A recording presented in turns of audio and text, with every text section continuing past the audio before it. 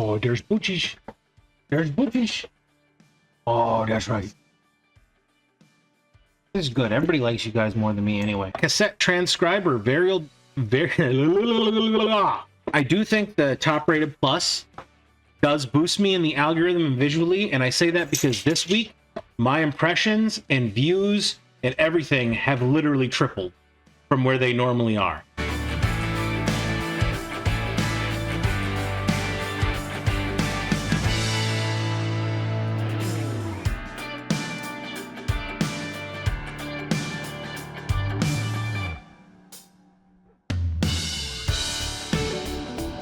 Welcome back, everybody.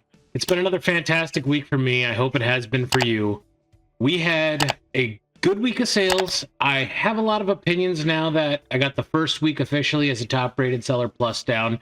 I legitimately at the beginning of the week was wide-eyed with how many sales I was getting. Sales were consistent, and then something happened on Wednesday night where we just hit a brick wall and things came to a standstill. We'll talk about that here coming up. I also wanted to talk about the new Netflix documentary that came out, Buy Now or Buy It Now. One of the two. I watched that this week, and I just wanted to give some of my opinions on it because I think it deals with this niche of reselling. I was also able to get another video out this week, so if you haven't seen it, I'll go ahead and link that up here. It was how I pack stereos for shipping. If you like it, there's some good advice in the comments on things to do different than the way I do.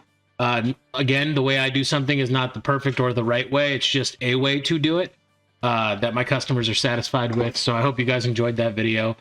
Let's go ahead and jump into the weekly numbers so we can get to start talking about the topics. All right, this week we had a gross sales week of $633, which equated to a net sales of $335. And the lion's share of that was made all the way up until Wednesday. And like I said, this week was from last Sunday on, sales consistently coming in. Monday, low dollar sales, but sales still coming in. Tuesday exploded and was our best day of the week at a gross of 221, net of 141.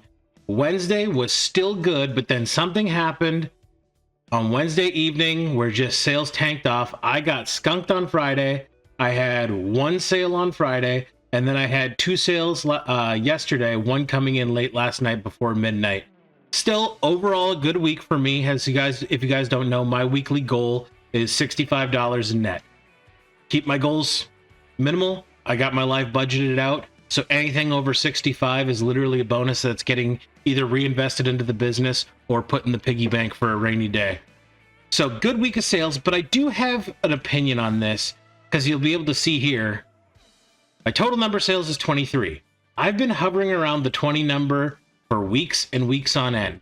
And I'm not a conspiracy theorist when it comes to eBay. I don't think eBay throttles your sales or has the ability to give you sales. I think it's an algorithm where you fall into the algorithm, and I think there's a lot of things that go into the algorithm. I truly do think my algorithm is set to push me to the moon until I get 20 sales. And then once I get once eBay says, okay, you got 20 sales, any sales you get from here are all incidental. But we got you the promotion where we brought people in and you made the sales, and 20 is where we see your store size, your bet. That's what we feel comfortable promoting you to. Could be wrong. Conspiracy theory, I know, put the tinfoil hat on, but that's how it feels every single week. It either seems I get to 20 sales throughout the course of 7 days, or I get really quickly to that 20 number, and then it's like everything turns off on a dime. I don't know. That's just how it feels for me. Could completely be wrong. I did have a week where I had 29 sales, and that was my best week ever. And that was in summertime, and it's been weeks since I've ever even come close to touching that late 20s, early 30s. It's going to happen. Perseverance, keep listing, keep doing what you're supposed to, and it'll grow. It's steadily growing. A big thing that I've been doing is taking a lot of your guys' advice where you guys have told me stop selling small ticket items. So obviously sunglasses and remotes are always going to be small ticket items. But now when I'm sourcing hard goods and clothes, I'm actively looking for higher sell-through rate items that go for a higher price tag. I'm trying to stay away from that, $8 to $12 shirt range. I'm trying to get more than that. And it seems to be working out for me. I'm seeing my numbers grow. It feels great. Let's go through and break the rest of this down. Average gross per sale this week was $28.79. Average net per sale this week was $15.23. My net profit margin for the week was 53%, and my average net profit margin per sale was 50%.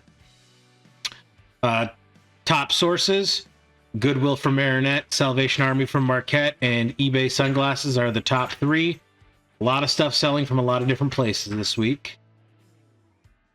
I spent $32.70 on new inventory this week. I actually spent more than that, but of what I listed so far is $32.77. Cost of goods of items sold this week was $56.44. I paid eBay $85.14 in marketplace fees, and I paid parcel services $157 in shipping labels. Met my goal of 12 a day, 84 new listings for the week. I had 23 sales total this week, and as you can see, the lion's share of them were from Sunday to Wednesday, and then she just cratered out from there. Average time to list something in my store this week was 14 days. Average time to sell something in my store this week was 3 months. I had a 513% return on investment and a 583% return on investment per sale. Number 10 sale of the week are these new tags, Foster's Grat Clear Sunglasses. I purchased these sunglasses on eBay for $1.12. They sold on eBay for $19.93. That's $13.98 for the sunglasses and $5.95 for the shipping. Actual cost to ship this item was $4.54, which provided me a net return of $11.19, which is a 999% return on investment and a 56% net profit margin.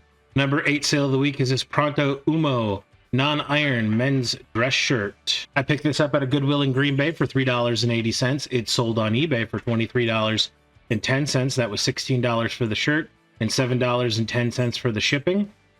Actual cost to ship this item was $5.01, which provided me a net return of $11.32, which is a 298% return on investment and a 49% profit margin. Oh, there's Boochies. There's Boochies. Oh, that's right. This is good. Everybody likes you guys more than me anyway. Oh, he's a good girl. Good girl. You guys smell so good.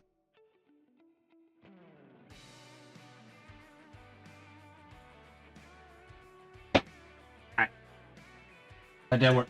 Number 8 sale of the week is this Oakland Athletics New Era fitted baseball cap. I picked this up for $4.48 at a Goodwill in Green Bay. It sold on eBay for $28.50. That was $22 for the hat, $6.50 for the shipping. I knew I would get a good price for this. I initially listed it for $29, full well expecting that there was going to be a best offer at some point that I was willing to accept.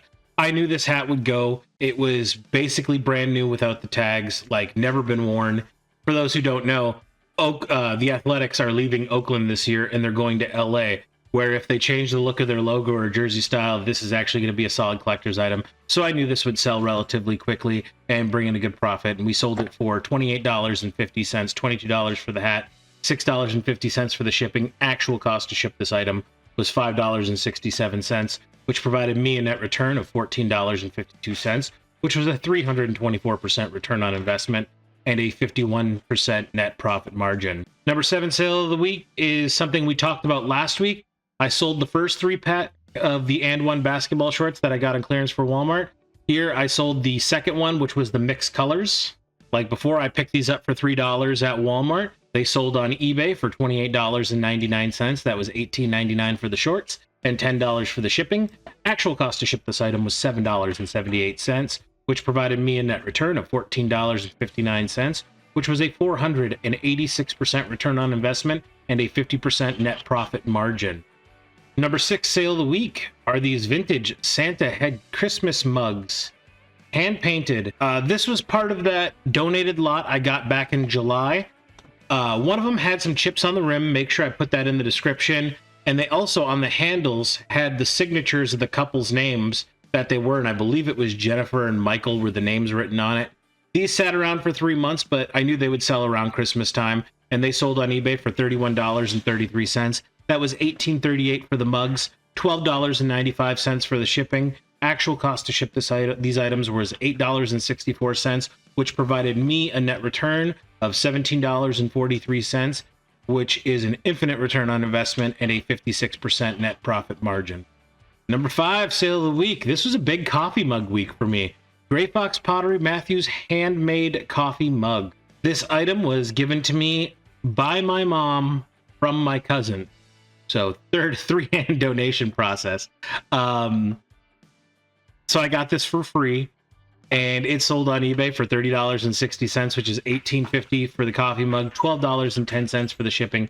Actual cost to ship this item was $7.52, which provided me a net return of $17.99, which is a infinite return on investment and a 59% net profit margin. Number 4, sale of the week is this new with tags Marvel Captain America shield button down all over print. I picked this up at a Goodwill in Green Bay for $4.48. It sold on eBay in 9 days for $31.28. That's $24.98 for the shirt and $6.30 for the shipping. Actual cost to ship this item was $4.38, which provided me a net return of $18.27, which is a 408% return on investment and a 58% net profit margin. I knew that an officially licensed Marvel Captain America shirt that had the tags on it, and I believe the initial tags were $45 is what this was MSRP'd for. I knew this would sell, and it sold relatively quick. Nice little flip for me. Number 3 sale of the week is the 5-disc Kenwood CD player. As mentioned earlier, and I'll go ahead and link it up here again, this is the stereo that I did the video on how I ship stereos this week. I picked this up for $10 at a mom and pop thrift store in the Upper Peninsula, and it sold on eBay for $79.98. That's $54.98 for the stereo, $25 for the shipping. Actual cost to ship this item. For all you who say I make a lot of money on shipping, here's a prime example where I lost money. It finally happened. I knew it would. It'd just be a matter of time. But shipping cost me $26.77. And the reason that the shipping was so expensive on this stereo is because it shipped to Puerto Rico. And if I'm Just Keys is watching, you can ship ground to Puerto Rico now. Maybe you couldn't in the past, but this definitely shipped to Puerto Rico via ground, and it was the cheapest option to ship it to Puerto Rico at $26.77. This provided me a net return of $35.59, which was a return of investment of 356% and a 44% net profit margin. This is also, I just want, when it comes to stereos, again, when you're listing them, if they have any issues with them, make sure you're listing them. But the biggest recommendation I can give you, if you sell vintage electronics, I'm assuming you test them. I've heard a lot of eBay resellers, like big eBay YouTubers, say that they never test electronics and just ship them out, and they always get a lot of returns. I think the reason my returns are so low is A, because I do test them, but I always kill 2 birds with 1 stone. Whenever I test any of my vintage electronics, I take a video of it working. So for videos on eBay, if you have like a regular smartphone 4K camera, you can usually get like 10 to 20 second videos up. But if you have the ability, if you have editing software where you can reduce from 4K, say down to 1080p or 720p, which is still great quality for an eBay listing, you can actually get up to a 1.5-minute video that fits in their file format size. And with stereos, I always usually do a 1-minute video where I show from this unit powered down, powering on, if it's a tape deck, the door opening, if it's a CD player, the gate opening, putting the cassette or the CD in it, closing it, pressing play, fast forward, rewind, pause, stop, eject. If it's a double deck cassette, I will show both tape decks in their order. And even if they're not working, I still do a video to show it. Because like sometimes I'll get a cassette deck where cassette A works, cassette B doesn't. I will show cassette A working, and I will show cassette B not working. And I think it's really minimized my return rate on a vintage electronics. I truly, truly believe that. And anytime an issue does come up, it also doesn't lead to a hostility where like if you put tested working in the title, but you didn't have a video, and they get the item and it's damaged, like I had the tape deck from last week that was damaged, it lends credence to where the customer knows you weren't trying to be malicious in selling them a broken unit. It got broken shipping, and it makes them a lot easier to deal with throughout the process of a return. So I strongly recommend, if you test vintage electronics, make sure you're taking a video of that electronics working while you're testing it. Knock the two birds out with one stone. We've all got 4K cameras in our pocket now. We might as well use them to benefit our sales. And I've learned when you have the video in there, you can also command top dollar, because you're not just saying that, oh, it was tested and working in the title. You're showing it working. It gives the customer a sense of ease where they say, you know what? I'd rather pay $20 extra for this stereo that I see working than the other ones that are listed and say tested and works with no video. It literally adds that level of comfort to people. And if you go and ever read my feedback on my store, you'll see a lot of feedback. Love it. Great product. The sole reason I bought this was because of the video. And I do that with all vintage electronics, all stereos, TVs, remote controls. I do a video for every single remote control. So that's just a little recommendation I want to give you guys. If you ever get into selling vintage electronics, if you're going to test it to see if it's working, take a video while you're doing it to knock out those two birds with one stone. Number 2 sale of the week is this Panasonic cassette transcriber variable speech control.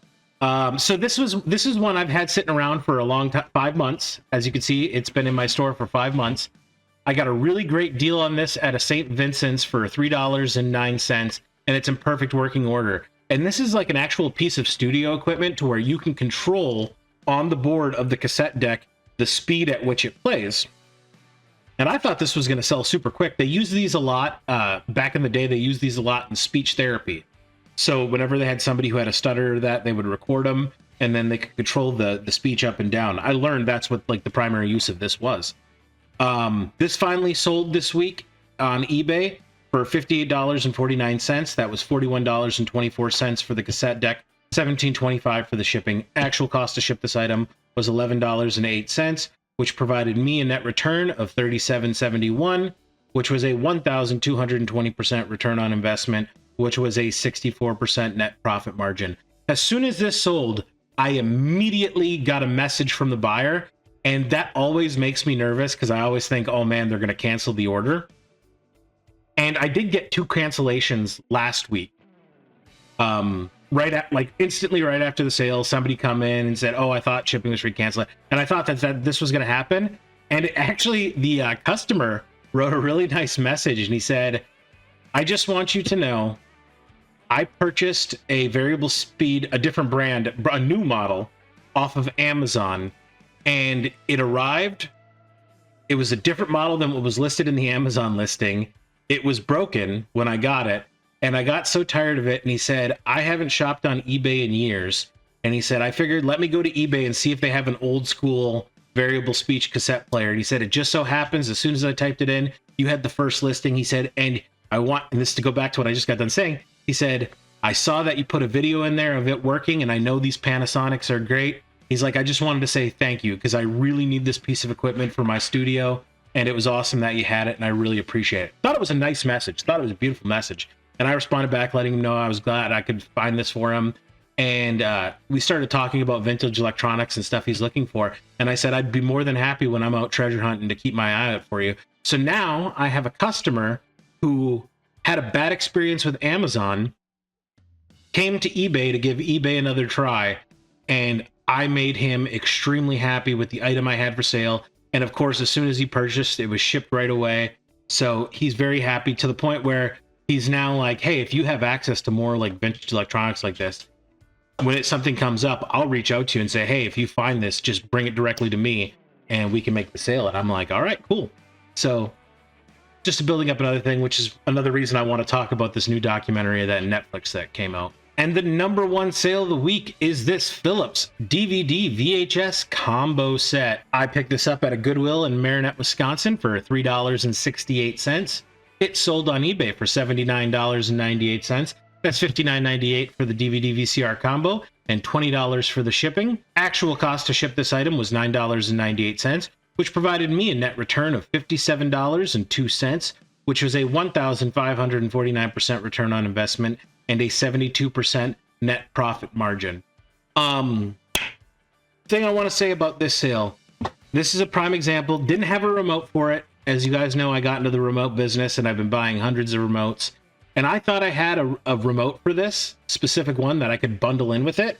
And I found out I did have a remote for it, and I sold it like 3 weeks back. So I was like, dang, I wish I still had it, because having a remote adds extra value to it.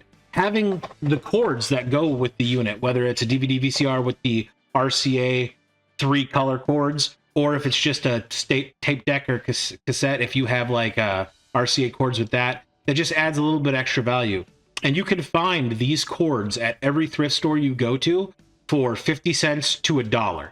I always preach, pick up power cords, pick up RCA cords, pick up cable cords, HDMI cords, any cord that you're going to come across that you might end up needing. I literally have a box of just random cords that whenever I buy a unit like this, and this is a prime example, this, when I purchased it, didn't come with cords, had the cords for it, threw it on, that added another $10 of value to it. A remote control, usually a remote control adds another $20 of value to whatever you're selling. And this week, I picked up a beautiful vintage, like 1980s Fisher 5-disc CD player, like when 5-disc CD players first came out, and Fisher was actually a really good brand. And it just was no cords, just the unit. And I brought it home, and obviously I put through some RCA cables in with it to bundle it, and I went to my inventory to check to see if I had any Fisher remotes. And I had 3 in stock. One was for an old unit, one was for I think a DVD player, and then the third Fisher remote I had was for a 6-disc CD player. And I was like, well, let's ride out and see if the 6-disc remote works for this unit. Every button operated on the 5-disc unit, so I was able to bundle that remote in with that, and I'm sure that's going to sell pretty quick now. And because I was able to add the remote into it, every single one, every comp I found with a remote was in the $100 range. Everyone without a remote was in the $50 to $60 range. So just having that remote can add so much value to a vintage electronic. So I'm not telling you to get in the remote business, but it's just a byproduct of having remotes as one of those things that I'm making something I sell on the regular. All right, that concludes our top 10 sales for this week. Like I said, like the conspiracy theory thing, I do think the top rated plus does boost me in the algorithm and visually, and I say that because this week my impressions and views and everything have literally tripled from where they normally are. So I think I'm getting a lot more eyes on the product. With that said, once I got 20 sales, and it was 20 sales on the dot, all my views, watches, impressions stopped rolling in. It was literally like, you got your 20th sale, now if you get any sale, it will be incidental. That's how it felt. I'm not saying that's what it was. I'm saying that's how it felt anecdotally. I do think that boost at the beginning of the week has to be from Top Rated Plus, or it's quarter 4. Maybe the quarter 4 effect is truly taking effect now. I don't know, but that's how it feels on the sidelines. I don't know if you guys have seen the new Netflix documentary. It's either Buy Now or Buy It Now. And the whole documentary is based on how online selling, specifically really Amazon is what they harped on, and the big fashion industries are kind of ruining the planet, the human mentality of how easy it is to gain things, basically, you know, all the downsides of consumerism. And they really go after Amazon and the fashion brands in this movie, and how every year, you know, every year there's enough shirts made where every human on the planet could get 3 shirts, 3 brand new shirts. And how all this usually ends up in a landfill or getting shipped to Africa, where it literally just gets scattered off the coast of Africa. And it really is sad to see hundreds of thousands of articles of clothing just washing off the rocks all over, kids playing in mountains of old clothes. And the whole time I'm watching this, they're talking about how online sales have to be governed, have to be regulated. And I mean, I'm a free market guy, so I don't necessarily subscribe to that. I do think that companies who are making clothes should probably lessen the production of them. And granted, I know when you're chasing the almighty dollar, the goal is to sell as much as possible. But at the end of every season, when you're throwing away that much clothes or burning that much clothes, or just trying to dispose of it and put it in a landfill somewhere, it's crazy. And I thought this documentary was a big missed opportunity for eBay. Because I think eBay could have gotten involved with this, and they would have been literally the most purest organization involved, because they could have said, our whole business model revolves around resale, around recycling clothes, recycling electronics. about keeping them out of landfills and reassessing value. And I don't know why, because Amazon really got the shaft in this movie. They really got made to be look like the bad guy the most, which I understand. You know, they're a big giant global corporation trying to make as much money as possible. And I think it was a fail on eBay for not getting somebody into this documentary to give the side of, hey, if you still want to shop online but you care about the environment, eBay is an option. And like I said, that the gentleman about that Panasonic cassette deck, he had a sour taste in his mouth with Amazon over a sale, which Amazon is supposed to be the buy new, ship to your door, everything works and great. But electronics built today are designed to fail in 3 years. They're designed not to have to last forever. And that's one thing that's sad about the term Made in America. Made in America used to mean something, especially like with electronics and cars, where when you bought one, you were going to have it for a decade or longer, and it was going to be with you and it was going to work. And if it did break, it was simplistic. It was simple enough for you to repair it yourself. And I mean, they even talk on that in the documentary, the right to repair and all the legislation that's going through. And I just think it's funny that that scenario happened this week, the same day I watched the documentary, to where we have more power as sellers on eBay than we sometimes give ourselves credit. It's us who's responsible for making the eBay experience, or whatever platform you sell on, whether it's Whatnot, Bakari, Poshmark. I only do eBay, so I'm saying it from an eBay perspective, but this opinion travels across all the reselling platforms. You as a seller can put good taste in people's mouth and keep them coming back to the reselling platforms before they go to Amazon to pay full price for something.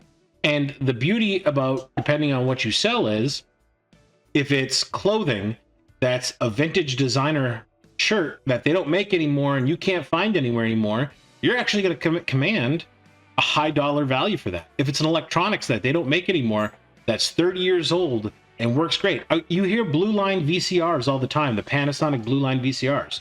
The reason everybody wants one so bad is because they know that the Panasonic Blue Line VCRs are never going to die. Like, they were built to last a lifetime. And if you're into physical media, specifically VHS, a Panasonic Blue Line VHS player is going to be with you the rest of your life.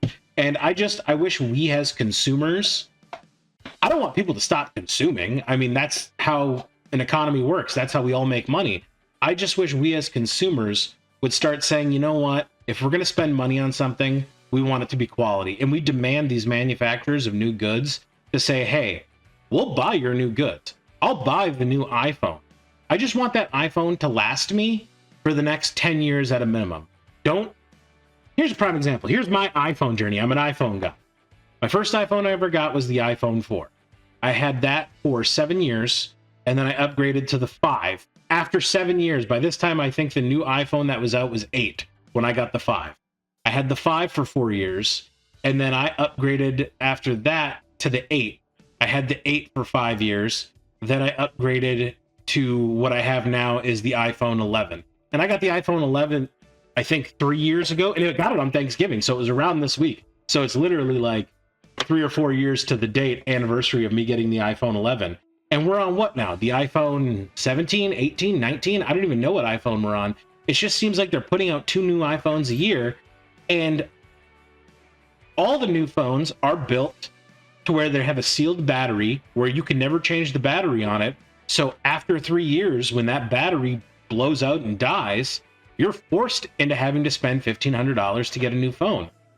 Why can't we build an iPhone where when the battery goes bad, you literally just clip the back of it, take that battery out, spend $20 to $30 on a new battery, pop it in? Because I would never buy another new phone in my life unless it dies. And that's the reason I've always upgraded to a newer phone, is because finally the battery dies out.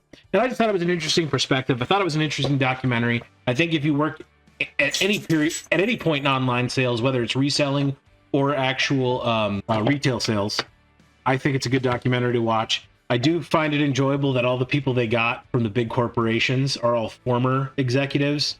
And I always think it's convenient that these executives, after they've made their $1 million and decided to retire, that's when they start getting really concerned about the climate and all the damage their company did when they worked there.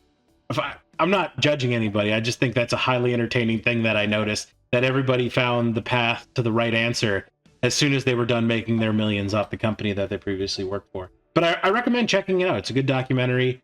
Definitely made me think a lot about the business, my business in particular, how I look at it, how I tackle it, how I market myself, my business, my products. So yeah, check that out. School's going good. 2 A's on both projects returned this week, which is awesome. I think I'm over the halfway point going into week 5 or 6 of 8. I'm ready for holiday break.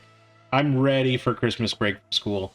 Like, I just want 2 weeks where I don't have to fixate and worry about that on my plate. I love doing it, but I'm ready for a little bit of a break there. Yeah, I want to thank Miss Lachey for reposting my last week's video this morning. That was really kind of you. I really appreciate it, Miss Lachey. If you guys don't subscribe to Miss Lachey, go over there and subscribe to her, because she's awesome in this space as well. Also, I know I talk about him all the time. I'm Just Key. Man, his channel is killing it. His videos coming out super energetic, super informative. I enjoy watching his videos drop every single other day, every other day. But he's just a guy who's hard charging and he's getting it done. And check him out. Support everybody in the space. Watch everybody. I've said that from the beginning.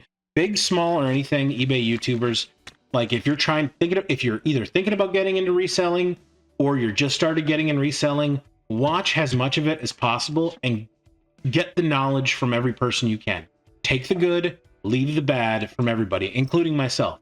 I don't do everything 100% correct for your business. I do things that are right for my business, not yours.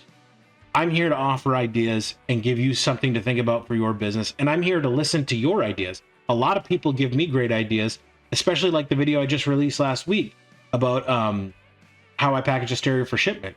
A lot of great comments in that video of, hey, this is how I do things different. This is why I do things different. Here's some ideas for you on how I would improve your process of what you're doing. And I love that. I love honest, fair criticism. Like, I don't mind trolling, but like when it's not trolling, when it's like, hey, I actually want to help you and this is something I think you can improve, I think those are great comments. If you are new here and this is your first time ever seeing my channel, and if you like the content, go ahead and hit the subscribe button. I'm really on a push to get to 2,000. We've been so close for the last 2 months, and it just seems like we're sitting stagnant at 1950, which I'm very thankful for. If I don't get another subscriber again, I'm happy. I'll still be fine. But I do have a big plan for the 2,000 subscriber episode where all of you get to benefit. I'm happy because it's my way of giving back, but I'm going to wait till I get to 2,000.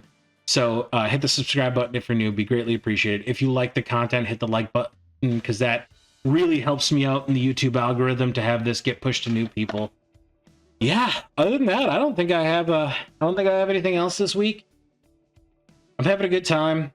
I feel like I'm burning the candle at both ends, but in a good way. Like, I'm not getting burnt out. It's actually motivating me, but the pressure coming down is definitely being felt. Like, you gotta, because, you know, obviously the primary focus is eBay reselling. College is a huge chunk.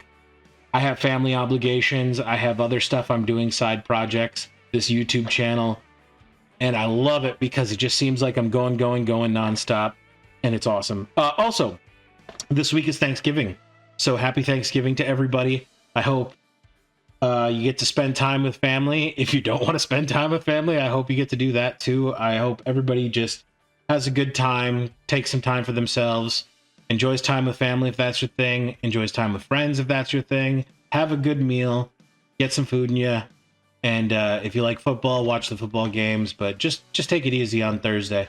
And I think that's all I got for today.